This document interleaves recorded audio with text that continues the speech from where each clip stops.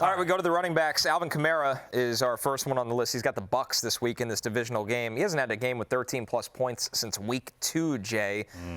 Is there a concern level here for Kamara? Like, this has been a long stretch for him. Not really as effective in the pass game as we're used to either. I think there's a concern that Alvin Kamara has crossed the Rubicon in his career, and he's not quite the same player that he was a couple of years, or even last year, where he had such a great start. But the thing is that Kendre Miller, unfortunately, with the torn ACL, Alvin Kamara is just going to get a lot of work. And it might not be very effective running the ball against Tampa, because unless you're Jahmyr Gibbs, no one runs the ball against Tampa. But I think there's going to be just a ton of dump-offs, Matthew.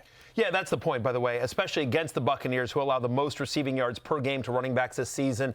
Again, we just saw, obviously, Jahmyr Gibbs in the passing game against Tampa Bay, and so it's a short week for the Buccaneers as well. And so, look, Devin Neal steps up to be the number 2 guy. I don't know if, how you felt about Devin Neal coming out of college, but it doesn't feel like he's not really ready for prime time. It doesn't feel like. More just kind of an in-between-the-tackles grinder than an explosive, dynamic threat. And Devin Neal was an awesome running back in college. I mean, the game against Colorado where he had like 35 carries for the win. But you're not going to get, anything special from him that you're not looking to include him in the game plan right now. And so in a game in which the Buccaneers are going to be angry, obviously, after that embarrassing loss, they're 4.5-point favorites here.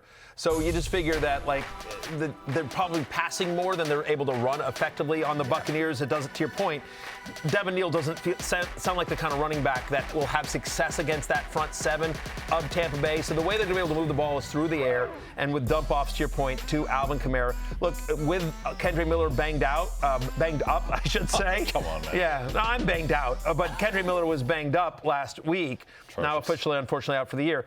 Alvin Kamara played 85% of the snaps in week 7, which was the 4th highest among running backs. So again, it's not inspiring, but given the state of running back, all the buys, and the amount of work that we expect him to get in a negative game script, he's my running back 17. I'm keeping it open on Alvin Kamara. I think you're right. You're hoping for some PPR scammery here. Yeah, I mentioned banged out is so ridiculous.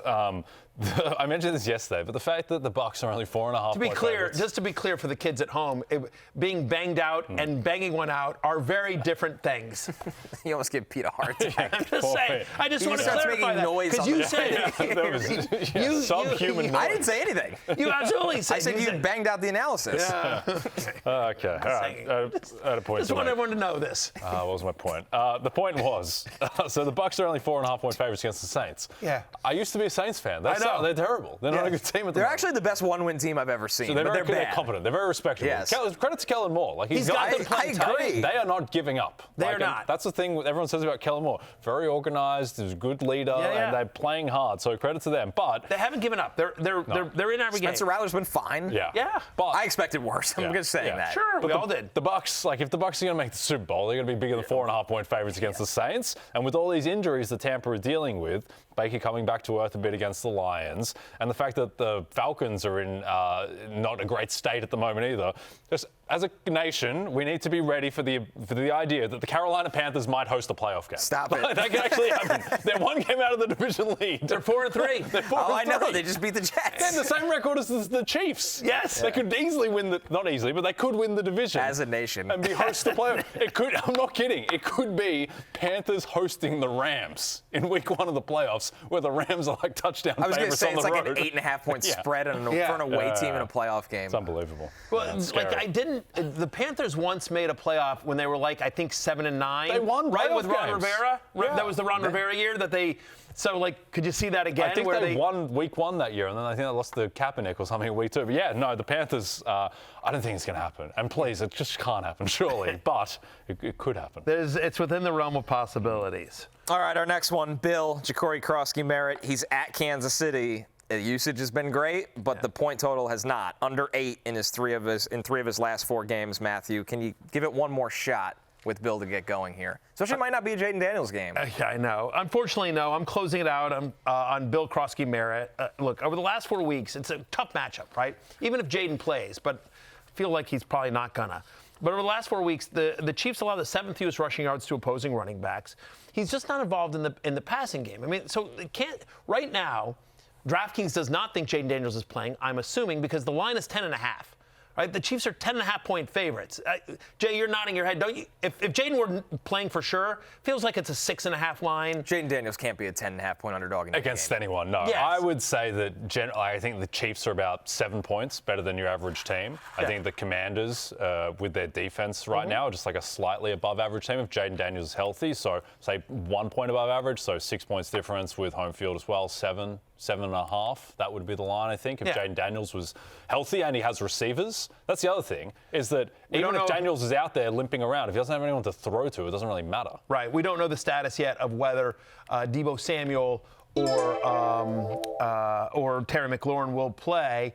Give me Oronde Gadsden, honestly, in this game. So the question from Steven Sand. You're going to have to clarify that for the people listening. Gadsden or Bill, full PPR. Give me Oronde Gadsden, bartender. Yeah, give me the Oronde Gadsden. It does sound a little bit like a drink. Yeah, for those with listening, a twist. for those listening in with a podcast twist. form, Stephen San Miguel has asked the question on YouTube: Gadsden or Bill, full PPR at flex, and I agree. It's O as he's known if he has one more big game. Oronde Gadsden. Yeah, I mean, especially because you're going to have to make that decision early, because obviously the Chargers play Thursday night. They're at home to the Vikings as well, and so I do think Gadsden. We'll talk about him a little bit. But we've talked about it a lot. But he's clearly involved in the passing game, and that's the argument here: is that Ja'Cory Croskey-Merritt is not. He's got a 5% target share this season. He's got 0 games where he's gotten more than 2 targets, and so in a game in which they're double-digit underdogs.